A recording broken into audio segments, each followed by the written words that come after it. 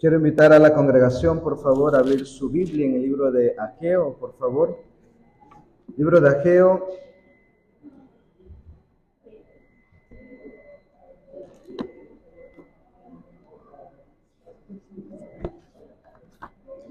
¿Dónde está Ageo? Escucho por ahí.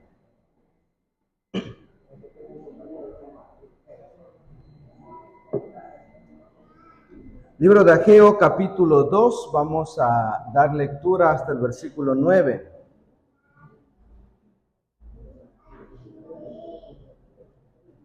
Si es posible, quiero invitar a la congregación una vez más a ponerse de pie para tener la lectura. Todos de pie.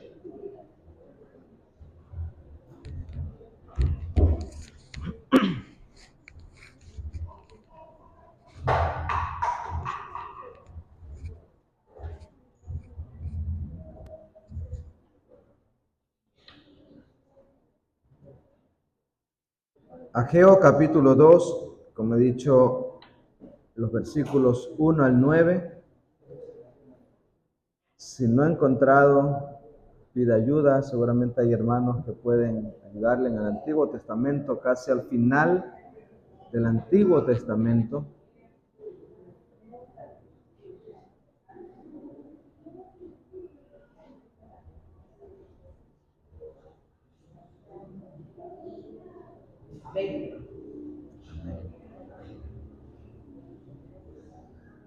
Todavía escucho hojitas. La idea es que todos podamos tener esta parte.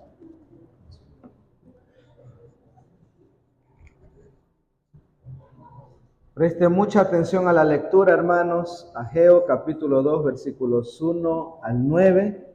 Mucha atención. La congregación va a leer con su mirada. Yo voy a leer en voz alta. La palabra de Dios bajo el tema La gloria del nuevo templo dice así. En el mes segundo, a los 21 días del mes, vino palabra de Jehová por medio del profeta Ageo diciendo: Habla ahora a Zorobabel, hijo de Salatiel, gobernador de Judá, y a Josué, hijo de Josadac, sumo sacerdote, y al resto del pueblo, diciendo: ¿Quién ha quedado entre vosotros que haya visto esta casa en su gloria primera?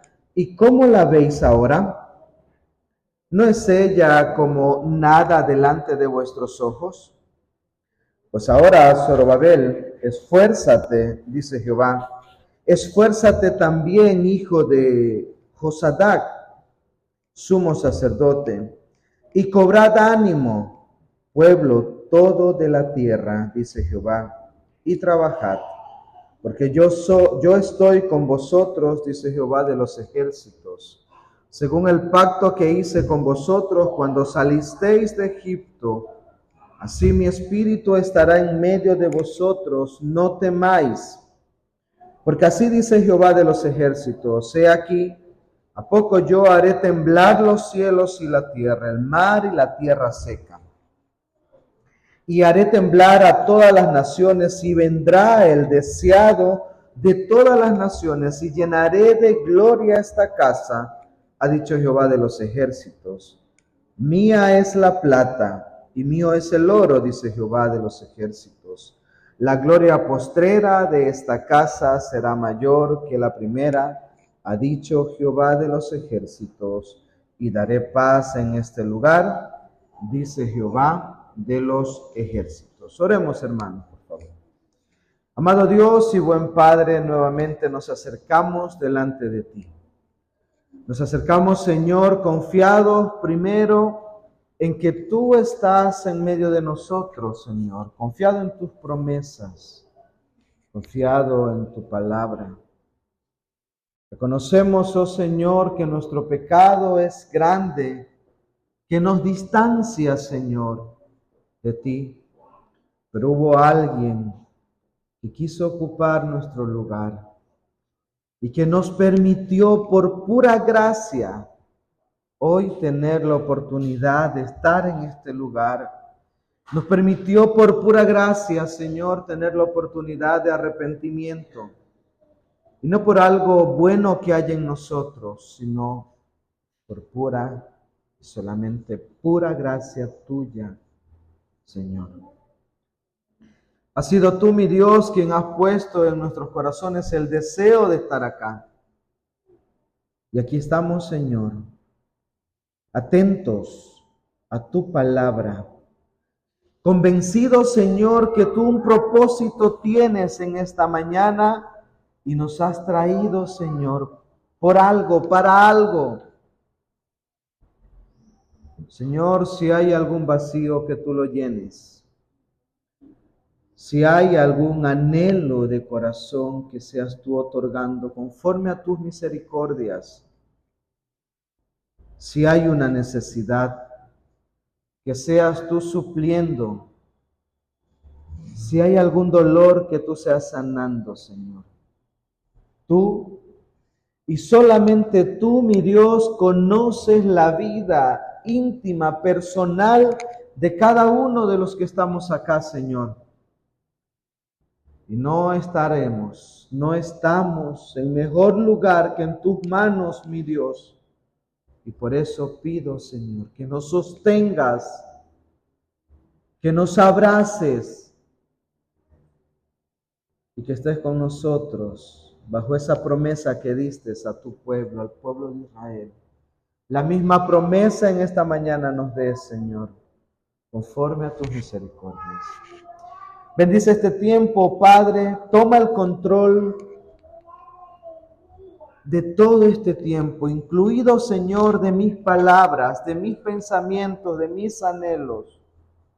Todo lo que salga de mi boca sea conforme a tu santa voluntad. Perdona, Señor, desde ya si hay algo que no está conforme a tu palabra, quítalo. Señor, que mis hermanos puedan verte a ti, puedan ver tu presencia, puedan ver tu palabra y escuchar tu voz en esta mañana. Quita cualquier obstáculo que impida que nosotros prestemos atención. Señor, que nuestra atención esté solamente en tu palabra. Quita todo lo demás. Que todo sea, Señor, conforme a tu santa voluntad. Perdona nuestros pecados. Una vez más te pido en el nombre de Jesús. Amén. La congregación puede tomar asiento, por favor. Quisiera comenzar con una pequeñísima introducción. Escuché o leí, mejor dicho, mientras preparaba este sermón, un pequeño refrán, una pequeña frase de un comentarista que decía: la vista prevaleció sobre la fe. La vista prevaleció sobre la fe. En palabras más sencillas, como para yo mismo entenderlo, estuve pensando, ¿qué quiere decir el comentarista con esta frase? Una de las conclusiones que pude entender es que en ocasiones nosotros nos dejamos llevar por las apariencias y no por algo concreto o abstracto. Y eso vamos a explicarlo con el desarrollo de este sermón. Hermanos, sé que están viendo una secuencia del libro de Ageo, y eso es bueno. El pueblo, o hemos visto en los sermones anteriores seguramente que el pueblo volvió del exilio y comenzó a reconstruir el templo.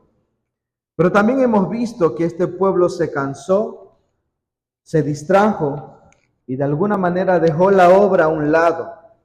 Por eso vemos en Ageo capítulo 1, versículos 5 y versículo 7, que Dios por 2 ocasiones repite exactamente lo mismo y le dice al pueblo: meditad bien sobre vuestros caminos. ¡Ey, paren! Piensen bien en lo que están haciendo. ¿Sí? Regresen.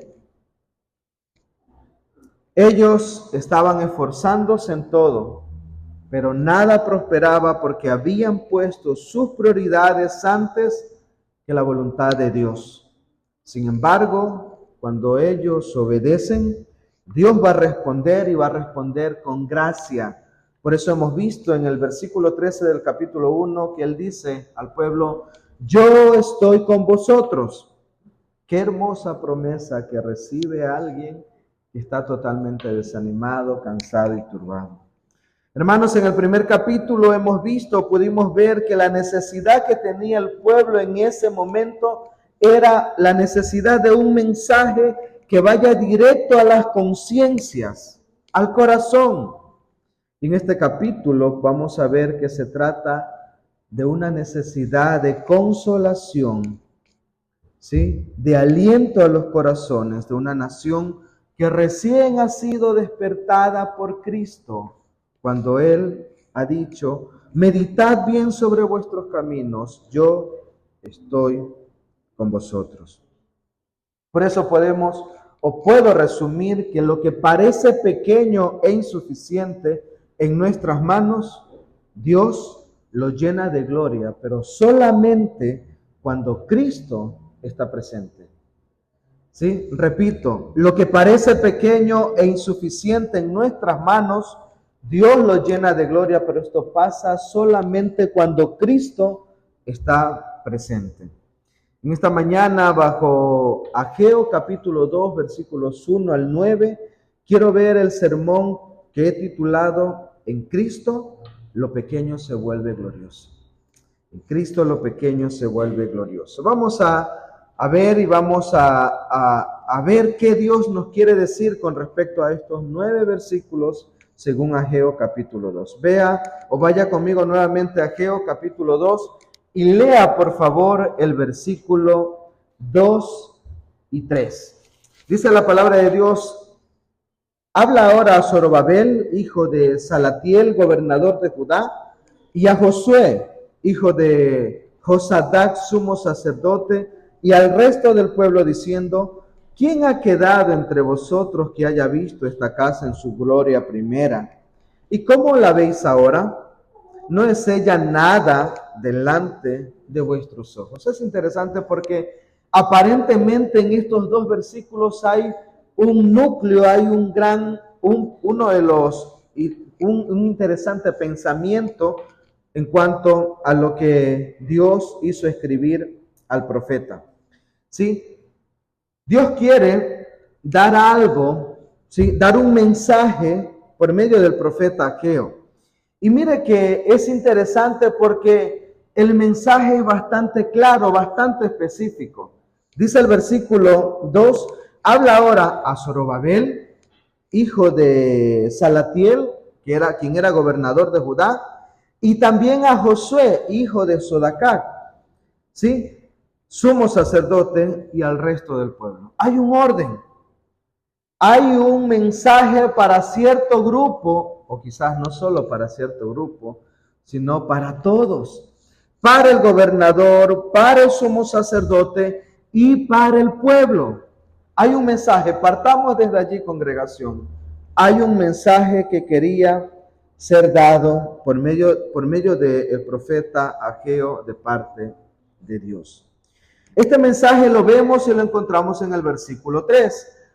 ¿Quién ha quedado de vosotros que haya visto esta casa en su gloria primera? ¿Y cómo la veis ahora? ¿No es ella como nada delante de vuestros ojos? ¿Qué quiere decir este versículo? ¿Saben?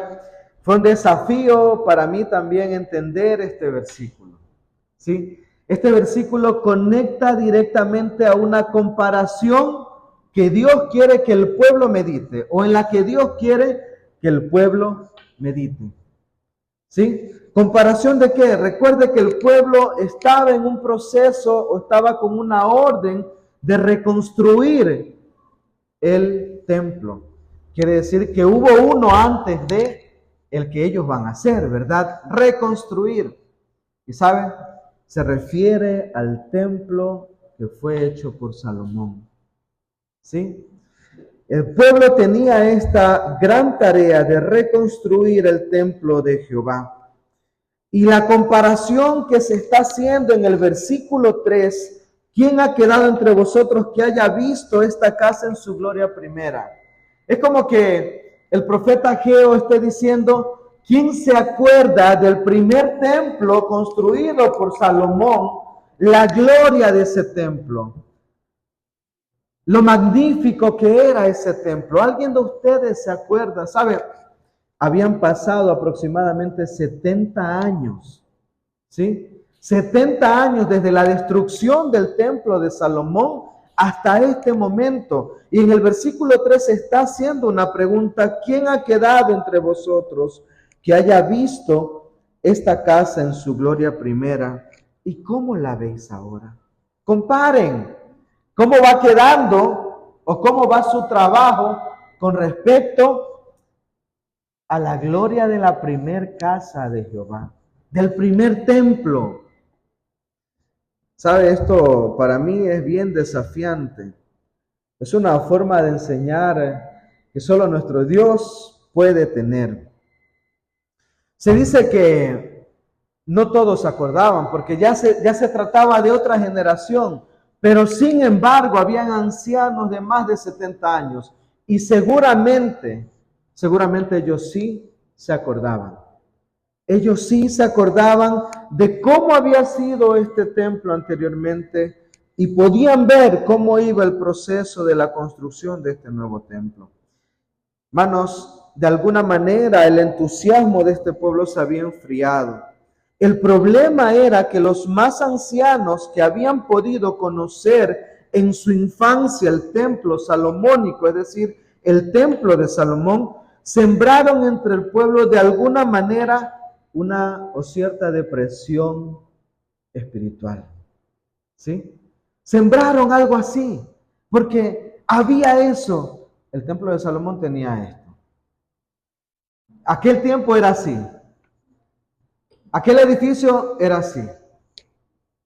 Había cierto recuerdo en la infancia de los ancianos que hacía pensar este tipo de cosas. Y esto o a esto también ayuda mucho de que el pueblo, a causa del pecado seguramente, vivía de los recuerdos del pasado. Es decir, comparaban lo pasado con lo presente. Era un gran desafío que se tenía en este tiempo. Algo que ya se había experimentado de una manera y ahora tenía la misma tarea que hacer, pero sin embargo, o aparentemente, no estaba quedando igual. Mire la pregunta al final del versículo 3. ¿No es ella como nada delante de vuestros ojos? Es como decir, no se parece en nada a lo que ahora está a lo que fue. Es interesante esto porque en ocasiones nosotros o la situación no cambia. Puede ser en el cambio o en la mudanza de un lugar a otro. Mi otra casa era mejor. Mis otros vecinos eran mejor.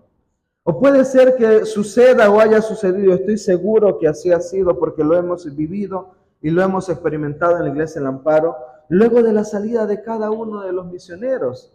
Con tal misionero pasaba esto y con tal no, con esto sí, con esto no y esto. Pero no vemos lo que Dios quiere enseñarnos en cada proceso, en cada etapa por la cual la iglesia está pasando. Dios pregunta: ¿quién ha quedado entre vosotros que haya visto esta casa en su gloria primera y cómo la ves ahora? Sí, literalmente Dios estaba comparando el templo de Salomón y el templo que ahora estaba siendo construido. Por medio de Ageo, él preguntaba a los líderes del pueblo, ¿cuántos de ellos recordaban aquel primer edificio, aquel primer templo? Como he dicho antes, quizás la generación más joven no había tenido la posibilidad de conocer ese templo y por ende de hacer esta comparación. Quizás ellos estaban entusiasmados solamente por el avance que iba en cuanto, podemos decirlo parafraseando, a la obra de la construcción actual. Pero los más viejos, las personas mayores que habían conocido el primer templo glorioso que había construido en el reinado de Salomón, seguramente, dice un comentarista, lloraban abiertamente debido al acusado contraste entre ambos santuarios. Este era así. El de acá tiene esto, pero le falta tal o cual cosa. ¿Saben? Ageo dirigió esta pregunta desde el punto de vista de Dios.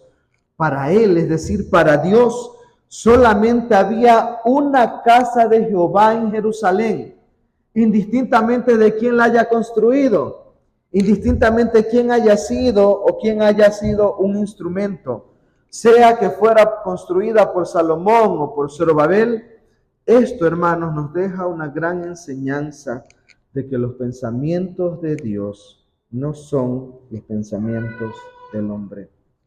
Como hombres solamente vemos lo físico, lo externo, lo que nuestras vistas alcanzan a ver. No conoce el corazón, no conoce lo esencial, la parte espiritual. El hombre solo ve lo físico, Dios ve bases absolutas y espirituales. El hombre se deja llevar por la vista y no por la fe en ocasiones, y de eso flaqueamos muchos como cristianos. Nos dejamos llevar por lo que ven nuestros ojos, por lo que a simple vista está sucediendo, pero lejos estamos en ocasiones de confiar en las promesas de Dios. Quizás nosotros en ocasiones oramos, pero parece que nada está cambiando. Nada cambia. Estoy que oro y oro y oro por lo mismo, pero no sucede nada. No pasa nada. O quizás predicamos, hermano Yandri y hermano Valentín, quizás a veces nos sentimos así como predicadores de la palabra. Predicamos y pocos escuchan. Hermano, ¿cómo pocos escuchan? Sí, todos escuchamos. Pero la eficacia de la palabra se ve en el testimonio de cada uno de los miembros de la iglesia. ¿Qué cambio causa esa palabra? No de los hermanos, no de los predicadores. ¿Qué cambio causa la palabra de Dios en su vida? O los miembros a veces servimos en algún ministerio, pero parece que nadie lo nota. Parece que queda como que, sí. Quizás así se sentía este pueblo que estaba en la construcción cuando le dicen, ¿no les parece que aquel era mejor que lo que está sucediendo? Quizás así, o ese era el sentimiento de este pueblo. Servimos y nadie lo nota, luchamos contra el pecado y nos sentimos cada vez débiles. Lo cierto, hermanos, es que la gloria de la obra de Dios nunca depende del tamaño del físico de la iglesia, sino que depende de que la presencia de Dios esté allí. La gloria de la obra de Dios nunca depende del tamaño del físico de la iglesia, sino que depende de que la presencia de Dios esté en la iglesia.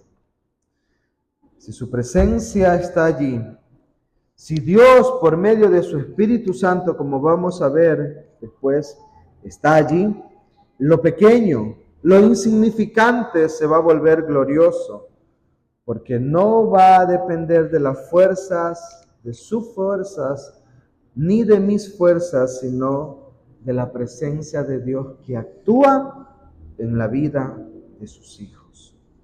Vayamos a los versículos 4 y 5 de Ageo capítulo 2.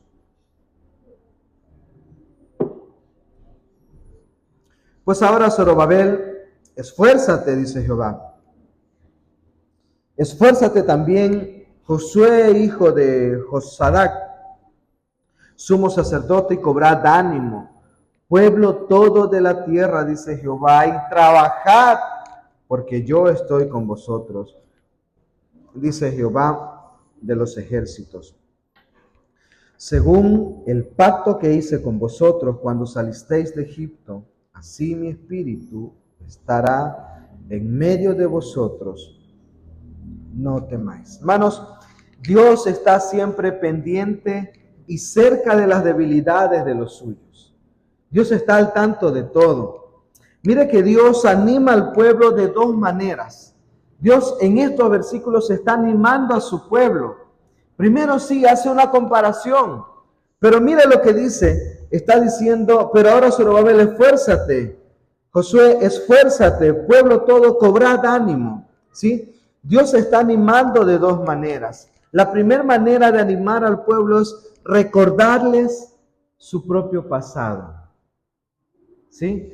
El versículo 5 dice, según el pacto que hice con vosotros cuando salisteis de Egipto, así mi espíritu estará en medio de vosotros. No temáis, anímate que no estás solo. Así como estuve con mi pueblo mientras vagaba o peregrinaba en el desierto, así mismo voy a estar hoy con ustedes. Dios les anima recordando el pasado, es decir, recordando, como he dicho, lo que pasó en el Éxodo, recordándoles de dónde los sacó y de qué gran esclavitud Dios libró a su pueblo. Y sabe, también les anima, o les va a animar según el versículo 7, anunciándoles un futuro lleno de gloria, diciéndoles lo que va a pasar cuando ellos van a permanecer fieles. Los anima también al anunciarles un futuro lleno de gloria cuando el Mesías, el Señor de todo, viniese al templo. Esto según el versículo 7. Hermanos, Dios está diciendo, esfuérzate, Zorobabel, esfuérzate, Josué, cobrad ánimo, pueblo todo de la tierra, ¿sí? Esta es una instrucción triple. Zorobabel, Josué, pueblo todo. Nuevamente involucra todo. Dios ordenó a todos que sean fuertes, pero no porque ellos eran capaces o tenían dentro de sí la fuerza, sino porque Dios estaba con ellos. Dice el versículo 6, porque yo estoy con vosotros, versículo 5, perdón, porque yo estoy con vosotros, dice Jehová de los ejércitos. Hermanos, el propósito de establecer una diferencia en cuanto al templo de Salomón y el templo que se iba a construir, no era de ninguna manera desanimar al pueblo. No tenía como propósito que el pueblo sea desanimado, ¿sí? Sino más bien para que el pueblo sea consciente de la magnitud de la tarea de la cual había sido encomendada. Muchos pueden pensar, Dios tras que te está dando una tarea, te está diciendo que lo de acá era mejor que acá. La intención no era esa. La intención era que el pueblo pueda ver la magnitud de la tarea que le había sido encomendada. Siéntete privilegiado, hijo de Dios, para que trabajes en esa obra que se te ha encomendado. Hermanos, cada uno de nosotros hemos sido llamados a una obra distinta. A unos como coordinadores de ministerios, como líderes, como consistorio, como miembros, como padres, como hijos. Cada uno de nosotros tiene una tarea. Siéntase bendecido porque la tarea que ha sido encomendada en sus manos no es cualquier cosa. Es grande. Y Dios quiere que usted se esfuerce por medio de la fe que Él pone en usted, no porque esa fuerza nazca de usted. No perseveramos porque somos fuertes, perseveramos porque Dios es fiel. La obra no avanza por nuestras propias manos, sino por su espíritu. Dice, mi espíritu en el versículo 5, mi espíritu está en medio de vosotros, no temáis. Vea conmigo el versículo 6 en adelante. Dice la palabra de Dios, porque así dice Jehová de los ejércitos. De aquí a poco yo haré temblar los cielos y la tierra, el mar y la tierra seca. Y haré temblar a todas las naciones y vendrá el deseado de todas las naciones. Y llenaré de gloria esta casa, ha dicho Jehová de los ejércitos. Mía es la plata y mío es el oro, dice Jehová de los ejércitos. La gloria postrera de esta casa será mayor que la primera, ha dicho Jehová de los ejércitos, y paz, y daré paz en este lugar, dice Jehová de los ejércitos. En estos últimos versículos hay una gran promesa. Una hermosa promesa, dice Dios, vendrá el deseado de todas las naciones, y llenaré de gloria esta casa, y la gloria postrera de esta casa será mayor que la primera. No sé si usted se fija cómo están cambiando las cosas.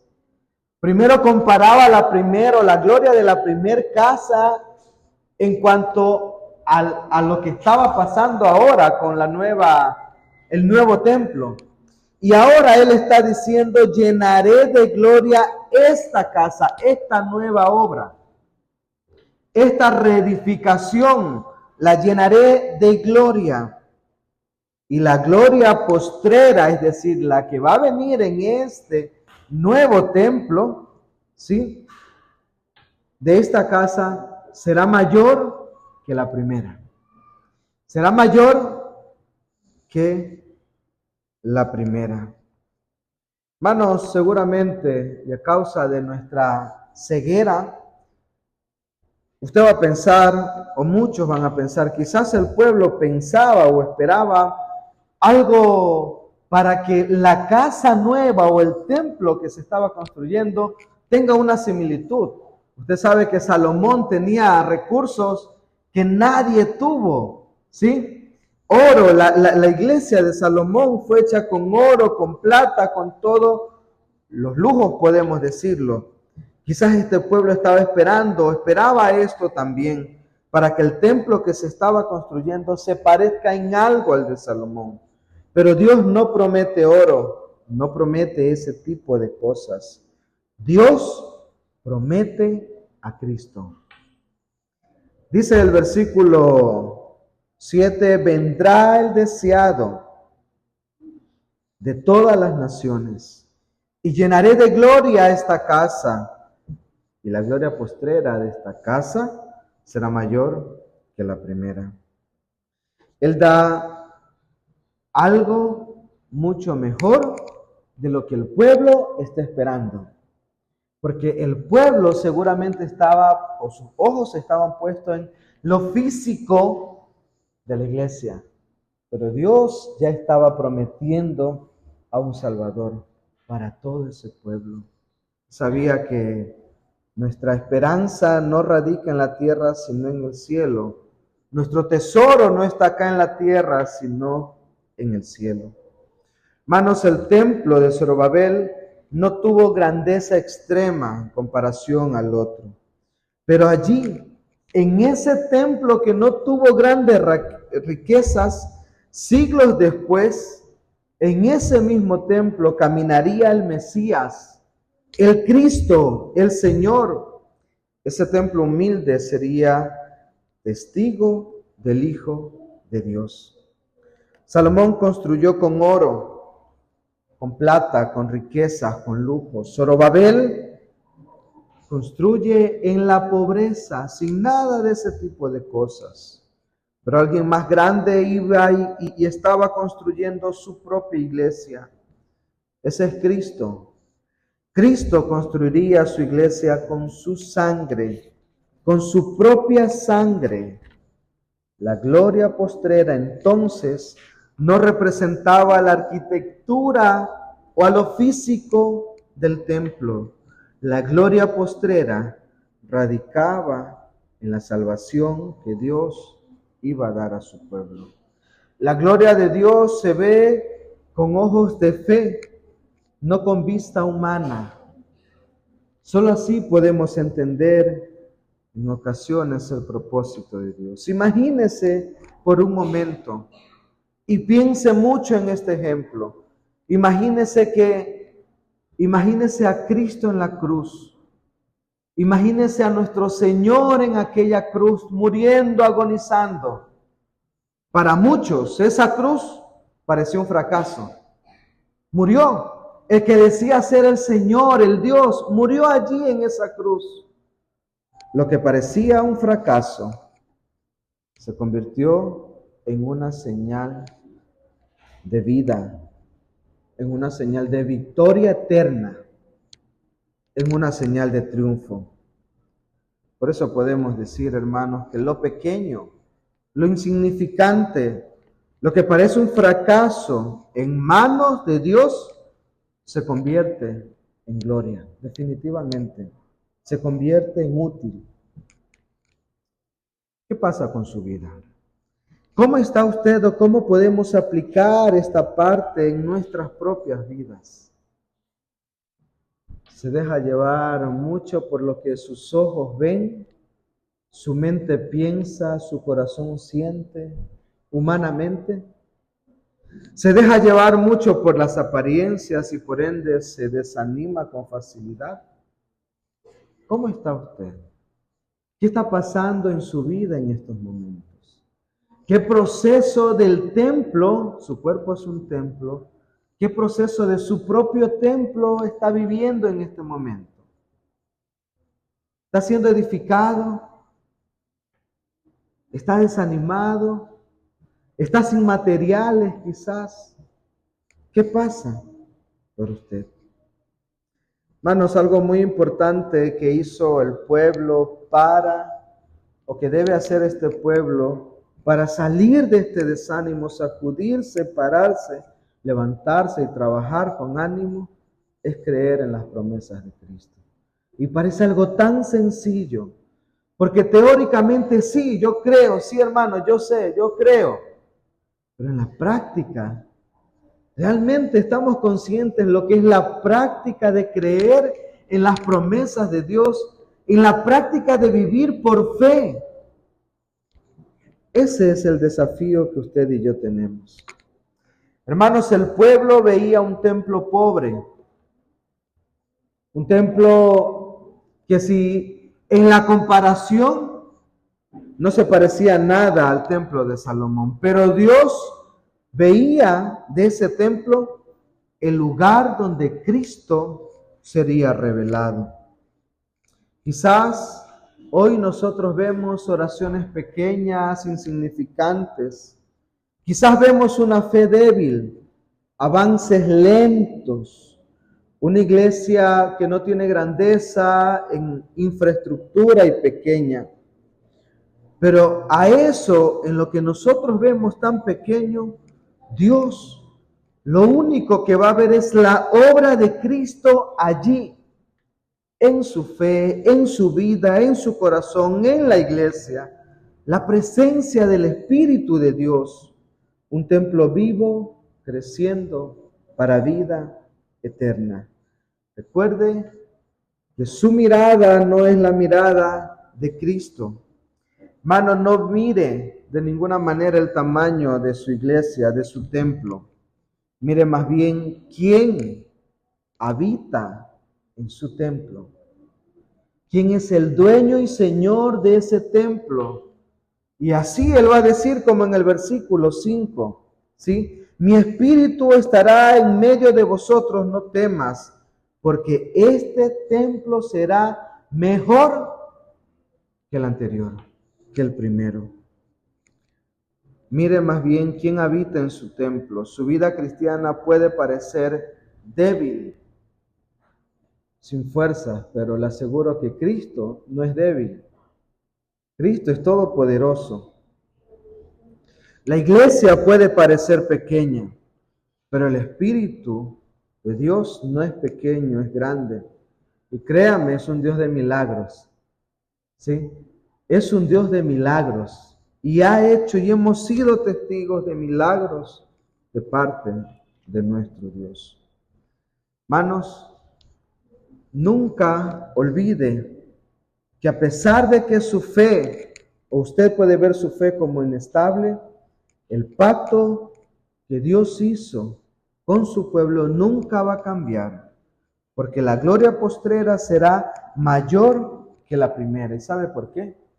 Porque Cristo viene, porque su iglesia, su pueblo será glorificado, porque la obra que Él comenzó en usted, en sus hijos, Él la va a perfeccionar y la va a terminar. Así dice el Señor, mi espíritu está con ustedes, no teman. Y esta también es una promesa para la iglesia Buenas Nuevas. Hoy, mis hermanos, les invito a creerle a nuestro Dios, a creer en sus promesas y así decir, como el salmista dijo en su momento, esperé Israel a Jehová, Porque en Jehová hay misericordia y abundante redención. Él redimirá a Israel de todos sus pecados. ¿Cree usted, hermano? ¿Cree usted en las promesas de Dios? ¿Cree usted que el futuro templo será mejor que el primero? Amén. Vamos a orar. Amado Dios y buen Padre Celestial, agradecemos este tiempo, este momento que tú has permitido abrir tu palabra para meditar en ella. Agradecemos, Señor, porque has sido bueno y has sido misericordioso. Nos permites escuchar, nos permites pensar. ¿Quién habita en nuestras vidas? ¿Quién habita en nuestro templo? ¿Quién es el dueño y Señor de nuestros corazones? ¿Quién? Quizás en teoría podemos decir que eres tú. Pero ayúdanos, oh Padre, a vivir la práctica de esto. Y que tú seas, Señor, cumpliendo aquella gran promesa, hermosa promesa que hiciste con tu pueblo. Y así como estuviste con tu pueblo cuando salió de Egipto en el desierto, asimismo estarás con nosotros en la tentación, en el desánimo, en la pobreza, en la enfermedad, pero también en el triunfo, en la alegría, en la felicidad. Tú, Señor, estés con nosotros. Bendice el resto de este tiempo y perdona, Señor, nuestros pecados. En el nombre de Jesús te pido todo esto. Amén.